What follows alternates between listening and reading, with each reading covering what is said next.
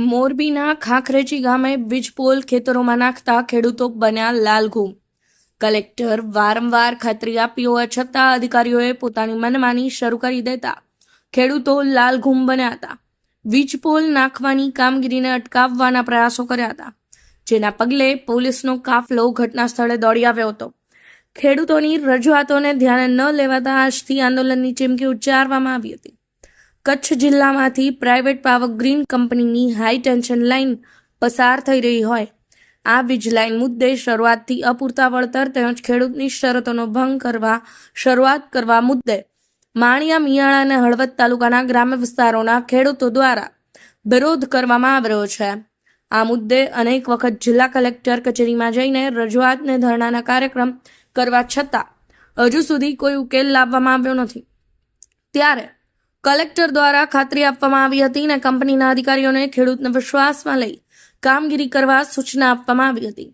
છતાં પણ શનિવારે પાવર ગ્રીન કંપનીના અધિકારીઓ પોતાની મનમાની મુજબ કામગીરી શરૂ કરતા ખાખરેચી ગામના ખેડૂતો સાથે ઘર્ષણ થયું હતું. ખેડૂતોએ કામગીરીને અટકાવવાના પ્રયાસો કર્યા હતા.